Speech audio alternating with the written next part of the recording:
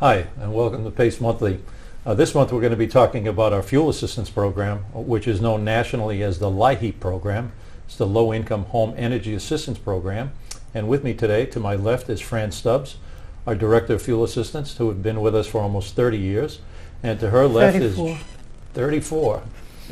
Well, but 30 as a fuel director. Yes.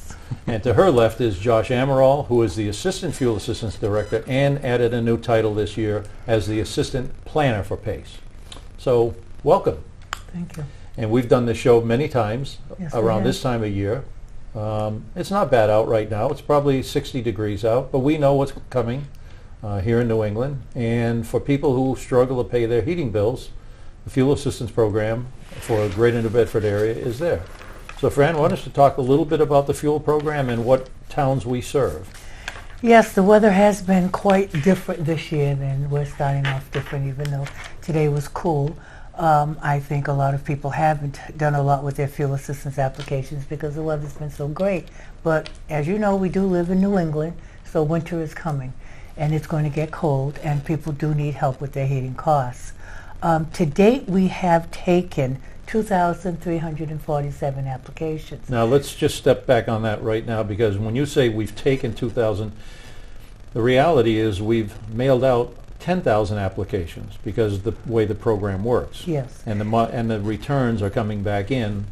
Yes, it's worked. It's run on a recertification process where clients who have had fuel assistance in the past are sent an application with their information that they have to verify, and then they bring it back or send it back with the proof of their income.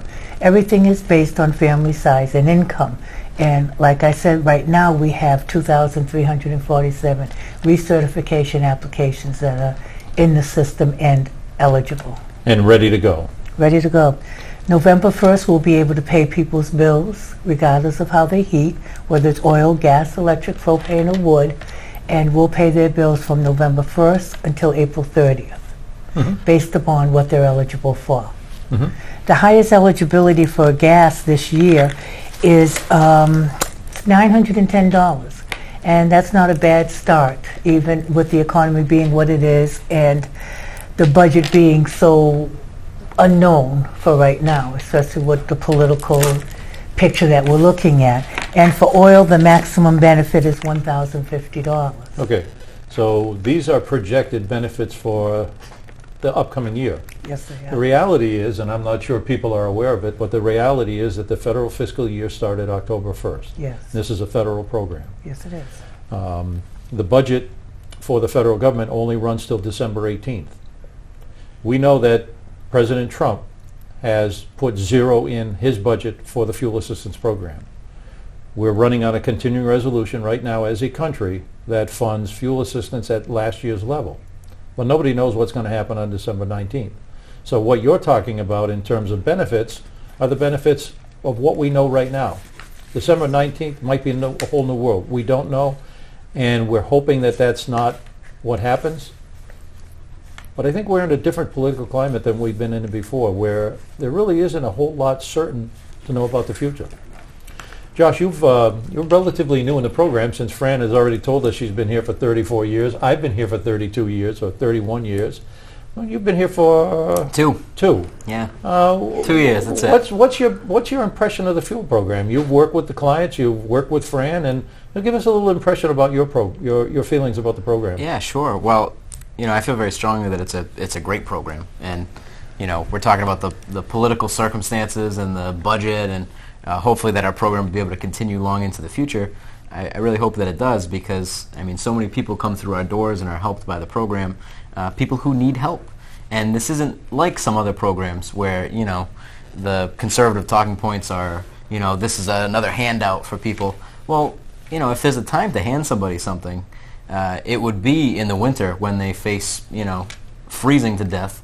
So we try to keep people's services turned on. The staff is extremely dedicated and goes out of their way to make things easy for clients. to make the process as unintrusive as possible and as quick as possible for people. We try to work with them. We've expanded some of the stuff that we offer online so that people can get information more easily. We're doing a lot more this year and trying to get the messaging of the program out. So in addition to this show, you'll see, PACE billboards and ads on buses popping up because we want to, show people what our program has to offer. $700 might not cover your entire winter heating bill. For some clients it does. It might not for everybody, but that's a significant chunk. And with that money, you can instead take care of your family or use that to, do something else that you need to do in your life. So it's a great program, and I hope it never goes anywhere. Mm-hmm. Now, Fran, I think there's a misconception in the general public that fuel assistance is a, quote, welfare program, and that it's for just the very poorest of the poor, but that's really not true. You have income guidelines that you can share with the listening public, and that really show that that there's a wide range of benefits to the fuel assistance program, and not just to the poorest folks around. So, can you give us an example of what it would be for what the income guidelines for a family of 4? As far as application and income goes, we have more and more clients that are just working poor, people who just can't seem to make ends meet. And so the poverty is always going to be there, the poor are going to be there, and the eligibility for 100% of the poverty level is going to be there. But we go up to 60% of the state median, which what we're trying to do is get help to more and more working poor. And we're doing that. And like Josh says, we're trying to get the word out more to get more applicants in. And people who are working that can't make ends meet to know that they will or could be eligible for the program based on their income. There's more layoffs in the city, and hopefully we'll get the word out better with the buses and billboards and handouts that we can get more working poor. But yeah, it is not a poverty program just for poor. It's hard for everybody to meet their rent, their food, and their heating costs as well. Especially in states like Massachusetts, where our housing costs are so much higher than other states. I think statistically, I think it's shown that we have the 3rd highest housing costs in the country. And when you move away from New Bedford, when you go into Boston, it's a whole different world. You can't rent an apartment for $800 or $1,000 in Boston and the Boston area. You just can't. So for a family of 4, the income guidelines are about $66,000. For a family of 4, the guidelines are $66,150 to get some benefits. And Josh, the way the program is set up is that people who have the lowest income get a higher benefit. Right. So if you say just have a small Social Security benefit and you live by yourself, you'll be eligible for substantially more money in the fuel assistance program than a household of 1 making $34,000 is eligible for the program, which is pretty good. $34,000 you can rent in New Bedford. You might be able to afford a home even if you're smart with your finances, but you're eligible for fuel assistance so that we can help you get over the hump. But if your income is $12,000, you're still eligible for fuel assistance, and you're eligible for almost a substantial amount, a few $100s more, so to try to fill in those gaps. And I was thinking, you asked me what I think about the program, and we're talking about working people doing it. And growing up in my house, we were clients. We were PACE fuel assistance clients. I grew up in a home. We had a single mom, and she worked kind of small jobs to get through, working as a waitress or things like that. And she kept up the house, but in no small part because come the winter time, you don't have to worry about putting away $1,000 because PACE is there to help out. So it's those sorts of situations that we're really happy about.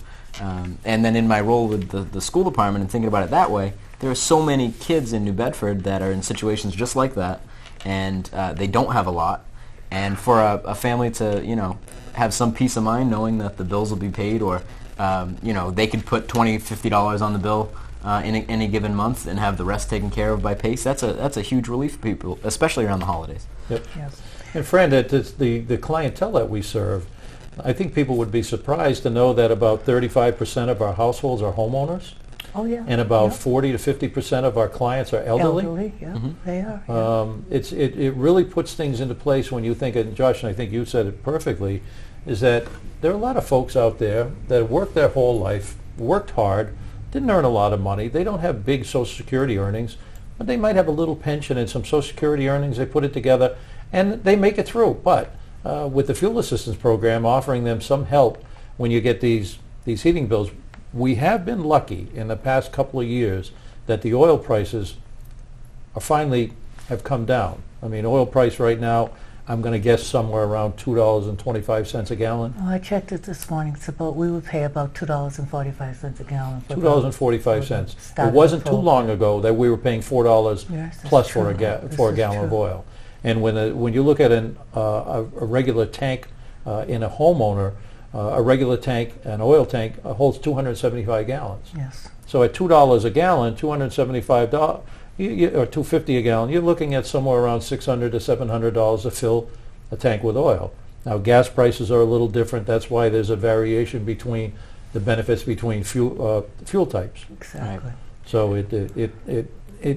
we try to be, and again, these limits are set by the state. They're not set by PACE individually. It's statewide. So, it's not a matter of, well, geez, PACE won't give me this or PACE won't give me that. And like I said, it is an income-based program. So yes, unfortunately, we have to prove your income. We have to prove eligibility. And that's not walking in and saying, well, this is what I have. It has to be shown, hard copy, pay stubs, Social Security benefits, pension, unemployment. But even with that, besides the monetary gain that you get from applying for fuel assistance, there's so many other parts to it. We have a weatherization program that will help with insulation for your windows and your attic. We have a program for homeowners if they need help with their heating system. We can repair or even sometimes replace it. But you have to be eligible for fuel assistance first. And the energy efficiency program for the appliance management now will allow you a new refrigerator if it's not energy efficient. They'll come in and they'll put all new light bulbs in. Now they're even looking at air conditioners and replacing air conditioner. And the newest thing this year is washing machines. If you have a washing machine that's a top loader, the program will replace it with a front-loading washing machine. Really? And that's new. This is a new one on me. This is new this year, and there's so many advantages to the program that you'll be put on the low-income rate for your utilities, so your bills will go down approximately 20% a month. We can put you on a plan with the New Start program so that you can get a plan that with Eversource, you pay so much a month, and Eversource will forgive a part of These are that people bill. with high balances on there. Anybody that has a bill that's delinquent for 3 months would be eligible for this. Of course, the higher the bill is, the better it is to be on the program, but you only have to owe $300 to be eligible for it. Which isn't be behind. a lot of money. No, it isn't. So, and believe me, people's bills are well over $300. As Yeah, a for rule, sure. we see bills in the thousands. So there's so many advantages to applying for fuel assistance that besides your heat, we're there to help you with so many other things. Thinking about efficiency too, you go back to talking about 275-gallon oil tank. Well, for some of our clients, that's 275 gallons. You fill the tank once, and that might get them through most of the winter. Another client, they might need to go through 4 tanks of oil before the end of the winter. And the difference really is how efficient is your home? Yes. How hard are you keeping your home? Maybe there's some education that could be done to let you know where you're supposed to be setting the thermostat. And if you take advantage of some of these programs, you get your windows sealed Right. properly, or Insulation in the attic. you in get the insulated, basement. or you get your heating system repaired. We see a Right. lot of clients that have old oil systems that could be replaced, and that'll save you a ton of money, so that maybe you're under our benefit level. So our benefits do put you through the whole winter, as opposed to just being a small part of what your bills are. So I think that really is an important focus for us to get those programs out there. One of the things we're doing now is we were lucky to get some things donated, the plastic window kits that people could put up. So it's not a long-term, efficiency move, but it might save you for a winter. It might keep the house a little bit warmer. Yeah. Josh, I hate to tell you how long ago when I was a renter, when I put up those first plastic windows came in, and they really save a lot of money. I mean, the apartments that I lived in New Bedford, the windows were not very good, and you had a strong wind out there, and you could feel it come through the windows. And I remember putting the tape up, and sometimes a magnetic tape, and you put these things up, and next thing you know, they puff out because of all the window, the air that's coming in. Yeah. It's amazing, again, in efficiency in an apartment, how much heat you can waste through the windows, through the attic, if they're not properly insulated. Yeah, growing up, we had them in our house too, and in fact, I live in the house now, and we still have the tape tracks like along the windowsill in some places. But yeah, the real best indicator of it was when a hole came in the window or the plastic screen, and you could feel that cold coming through. Of course, yeah. And what's the impact of that if that wasn't there? So it's a big thing, and we've got a few hundred of them that we're giving out this year. And hopefully that's something we can continue into the future as well. Great.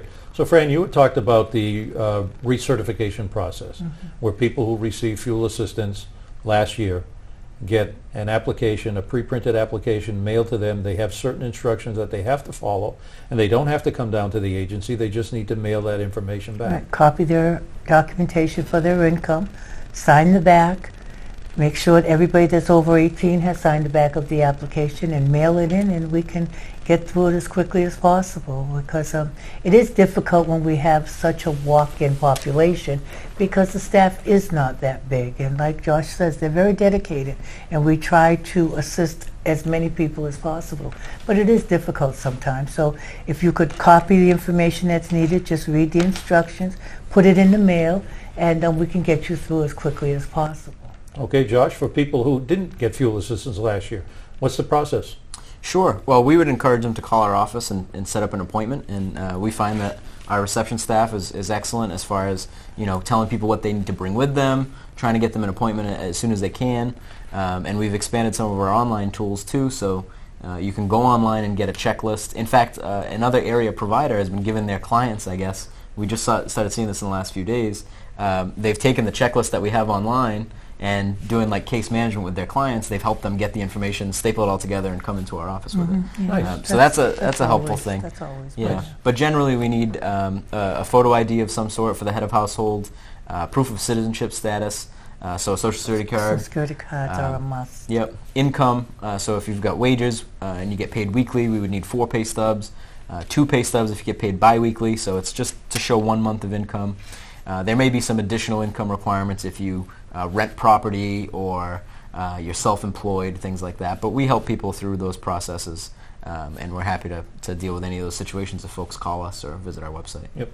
And I know a lot of time the complaint is that, oh, geez, you don't take into account my expenses. Yeah, you ask me for my income, but you don't take into account my expenses. Again, that's not something that we control. It's a federally mandated program, and we have a guidance that we have to follow for every type of income. There is a specific source that's needed to prove it.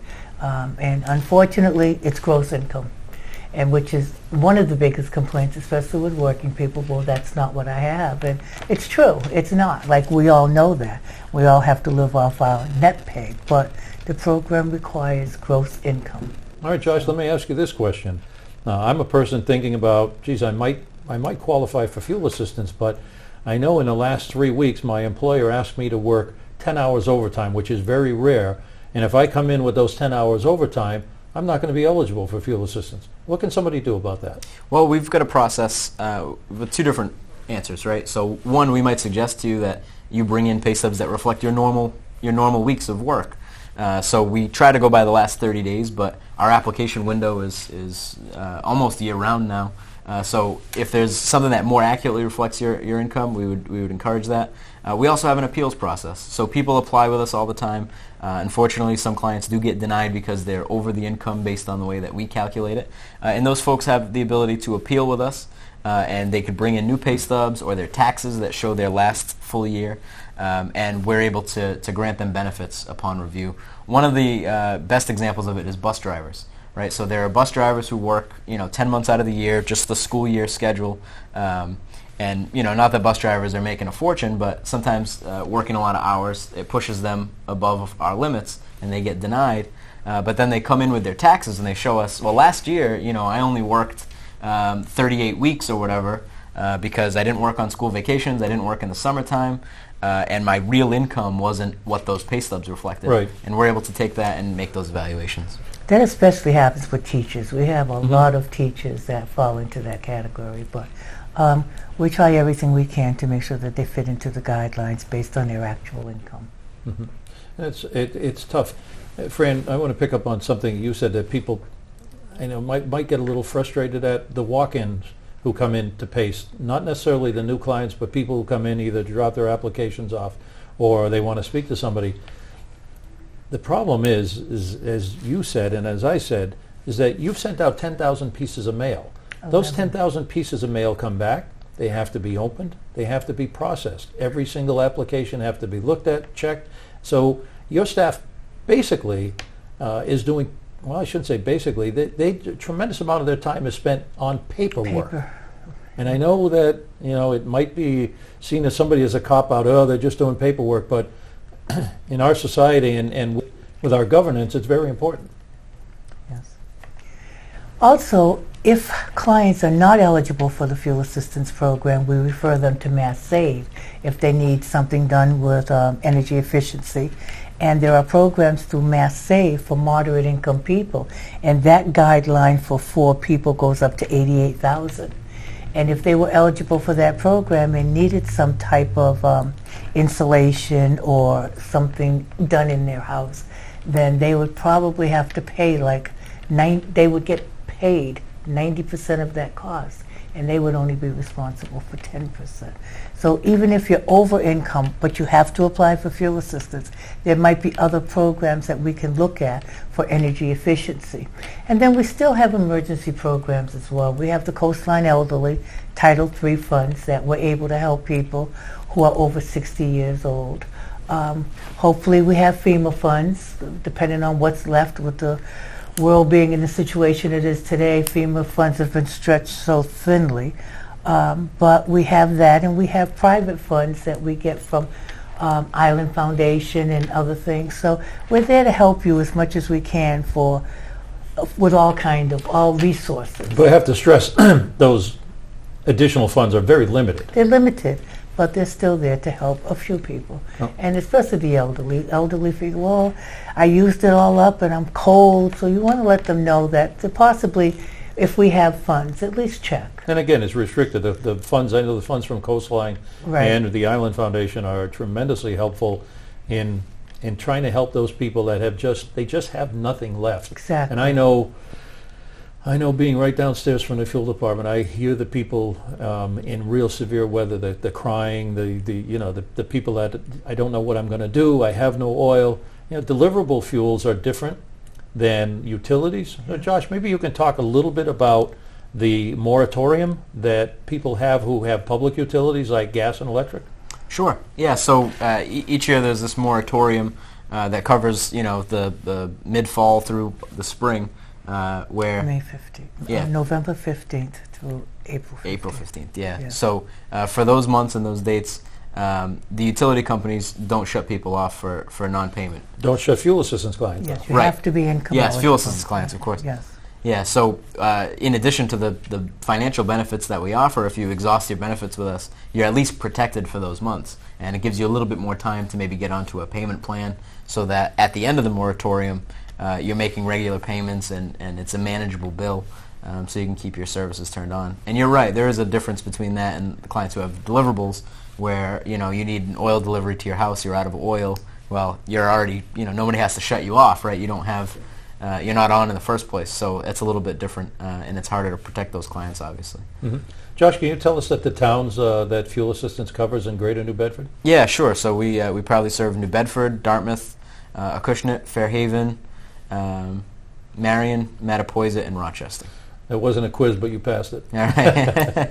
So, Fran, let's go back to the issue I talked about the moratorium. And I know that you put a heavy emphasis in the beginning of the year on deliverable fuels. So what does a person have, let's say they have an oil dealer, what protections do they have during the wintertime of getting some help? Well, the protection that they have is to apply for fuel assistance. As soon as they apply for fuel assistance and they need oil, we can get oil delivered within 24 hours. The only protection that we have is we're contracted with the oil companies, and they are dedicated to their clients. So once you apply for fuel assistance, you will get your oil as readily as possible. As of November 1st, those trucks are rolling. Okay. November 1st just kicks up a reminder that we have an event at Pace. It's the first full day of fuel assistance, the first day that we can start paying bills. Yes, It's also the beginning of the open enrollment for health insurance. exactly. And so we're having an event at Pace on November 1st, Yeah. open to the public. We're going to have the South Coast van down there, Right in front of the building. right in front of the building. Free flu shots, Yeah. free blood pressure tests. I'm sure there are other giveaways and things like that during that day, but it's an important time, not only to sign up for fuel assistance, but if you are through the marketplace, or if you have Medicaid rather, and Medicare, I guess it's open enrollment to sign up and make sure that you continue on with your health care. I don't think there's a whole lot more that's more important than our health. Yeah. And not only health care, but the fuel assistance program in the wintertime, when you're cold, if you've got a cold house and you can't heat it well, it lends itself to all sorts of problems, health problems. Well, that's another thing too, that it really targets working people. So, for folks who don't have employer-offered insurance, or the employer-offered insurance is too expensive for them, it's those kind of connector programs that can be helpful in reducing their healthcare costs, but making sure that they're covered.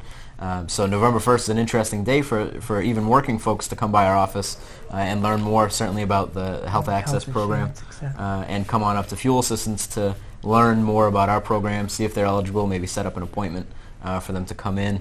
And that's in addition to all the other PACE programs that we have to offer. And it's never not just one issue. It's never just fuel assistance. I mean, if it's your bills, your heating costs, it's your food, it's your health care. It's your there are prescription so- medicines. Medications. There are so many issues, and we try to address them and try to get people on payment plans and credit counseling. And so it's a number of things, because one thing always leads to another. So I'm going to take the last couple of minutes to talk about what's happening on the national level. Pretty disturbing. Again, the federal government not having a budget. Unfortunately, throughout the Obama years, we saw this happening. It seems like the Congress was always at odds with the president, and they couldn't produce a budget. Yet, right now, we have the majority party in the House, in the Senate, and has a president, and we still don't have a budget. But after seeing the president's budget, I'm happy we don't have a budget, because the president's budget zeroed out just about every program that we offer. Yep. Fuel assistance zeroed out. That, and if someone has an alternative, I certainly would keep an open mind. Let's do this or let's do that. But just to say this program isn't needed and do away with it is not true. Right. No matter how many times you say it, no matter how many times you tweet it, it is just simply not true. This program helps people keep warm during the wintertime. That simple. Yeah. And these northeastern states, and we've been lucky, we've had 2 mild winters in a row. I said this last year, So that far. we wouldn't have 2 in a row. I don't think we're going to have 3 in a row. Could be wrong, because there definitely is something going on with the climate. The climate change is real. I'm not going to get into the political aspects of it, about whether it's man-made or cyclical, but there is climate change, and we have seen it. But we also know that at any point in time, we can have a bad winter, and even with the fuel assistance program, people are going to struggle to get through it, Of course. and be able to do everything that they need to do with their households. Yeah. It's true. There are 7,500 households in New Bedford alone, so forgiven the outside towns that are on fuel assistance, Right. that's a lot of people. There's only 100,000 people or so in New Bedford, so how many of those folks live in those 7,500 homes? I think at the federal level, it's just a question about basic decency and caring about people in communities like ours, and you'd like to see that the government be committed to caring for those people. This program's been around for a long time. I think it's been since the mid-'70s. Yes. And just to say, well, the program doesn't work, we're going to do away with it, not good policy. But again, December 19th is going to be a big day for everyone in this country, not just for the fuel assistance program. But I'd like to thank both of you for coming on and sharing this time with me and with the public, and talking about the fuel assistance program. Well, thank you for always the a work that pleasure. you do. Thank you. Thanks, And Bruce. I know how hard you work during the winter time. Not so much in the summer. Only kidding. Thank you for watching, and hope you watch us again next on Pace Monthly.